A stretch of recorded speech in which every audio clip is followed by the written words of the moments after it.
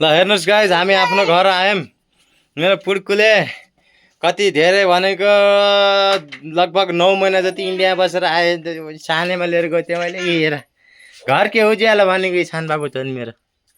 हेर त उता हजुरआमा उसको हेर घर कस्तो भएको छ है। ओहो मुसा बिरालोले बिठाइ गरेर थाइ तेरिका होइन हाम्रो घर हाम्रो कोठा। आफ्नो घर भनेपछि कसलाई माया लाग्दैन र होइन। जन्मघर भनेपछि चाहे जस्तो होस्, चाहे महँगो होस्, चाहे सस्तो होस्, आफ्नो घर हुन्छ। मेरी श्रीमती यो घरलाई उज्यालो गराउने लक्ष्मी त धेरै लक्ष्मी 25%, महाकाली 100%।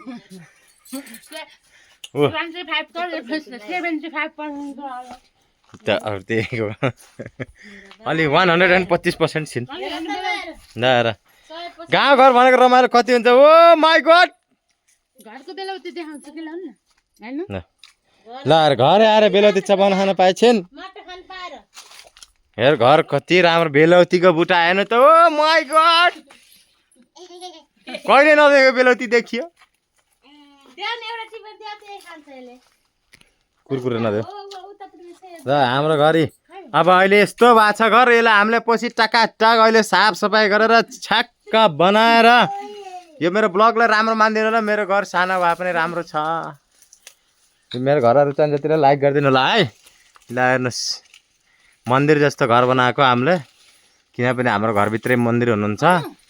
त्यस हुनाले मन्दिर बनाएको। अब हजुर यहाँ श्रीमतीले मलाई बेलौती टिप्दै दिइछिन्।